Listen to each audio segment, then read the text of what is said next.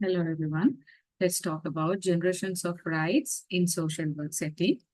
From this video, you will be learning about how social workers put their human rights knowledge into practice.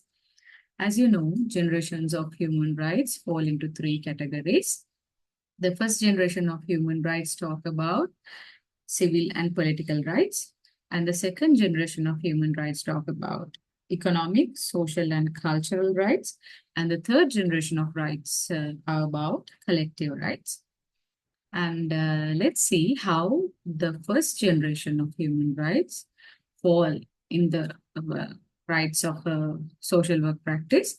So, mainly, the social workers who are working in advocacy can be involved in the protection of civil and political rights through advocacy groups, refugee action groups, prisoner reforms, groups that aim to uplift marginalized people and address systemic injustices.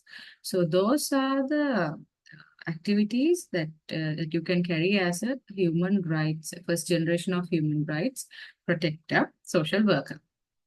So, what is advocacy? Advocacy is an activity by an individual or group that aims to influence decisions within political, economic, and social institutions. It involves educating communities, influencing policies, and providing direct support, showcasing the profession's dedication to fostering social justice and equitable change. By advocating for legislative reform, social workers strive to create a legal framework that supports positive transformation and protects the rights of those they serve. And there are types in advocacy in social work, like case advocacy, cause advocacy, self advocacy, peer advocacy, paid independent advocacy, citizen advocacy, statutory advocacy, and advocacy in action. Those, those are the types of advocacy in the social work practice. And let's talk about the second generation of rights and how the social worker how the social worker provide support for the protection of second generation human rights. So provide physical, social, or emotional support that people need, exposing service gaps to show how many people are missing out on having their fundamental rights met.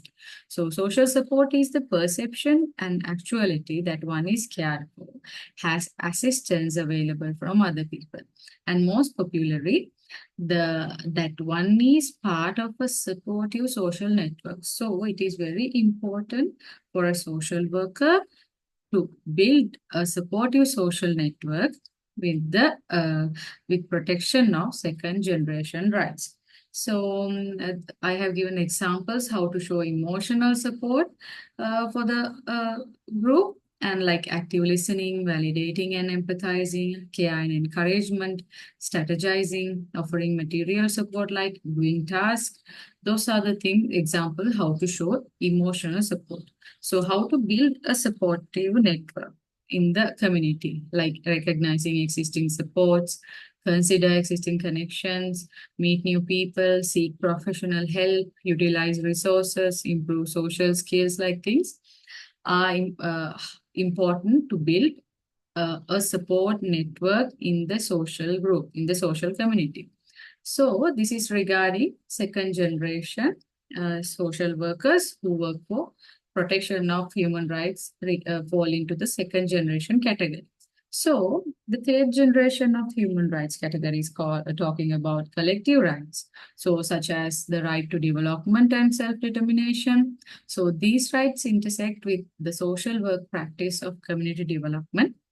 Community development is a way of working with rather than for communities to increase their capacity and ability to find their own solutions to problems. So social workers should be facilitators for this process of change that occurs from the grassroots in a bottom-up way, and to link these to influence central policy. So I'll give you a quick reminder about generation and social workers, right?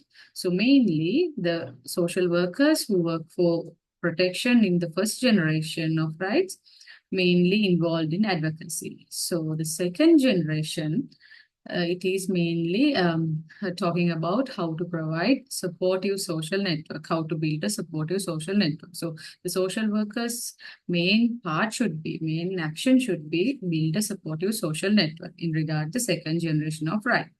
So the third generation of rights, if you want to protect, if you want to speak up for the communities to protect their third generation rights, so the social workers should be facilitators to make for this process to change that occurs from the grassroots in a bottom up way, and to link these to influence central policy.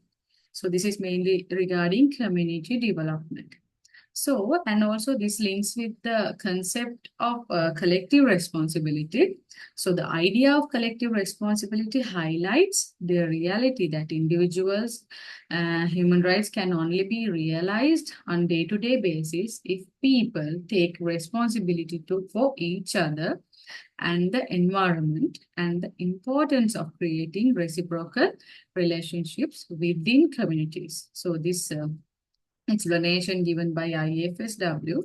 So, the shared accountability individuals have for the outcomes of a group or society. So, it recognizes that we are all interconnected and that our actions, both positive and negative, have an impact on others. So, by embracing the idea of collective responsibility, we can work together to create a better and more sustainable future. And this links with sustainable development goals, green social work, eco-social work like concepts. So this is regarding the third generation of human rights in the protection basis. Let's talk about generations of human rights in the promotion way. So there are ways to promote human rights as a social worker, like understand human rights frameworks and understanding about human rights framework and educating communities, empowering clients and communities, challenging oppression and discrimination, following the code of ethics and standards of practice, thinking critically and practice critically, take care of oneself and others, learn from others and share best practices. Those are falling under the promotion category. So here are the references, and thank you very much for joining with me.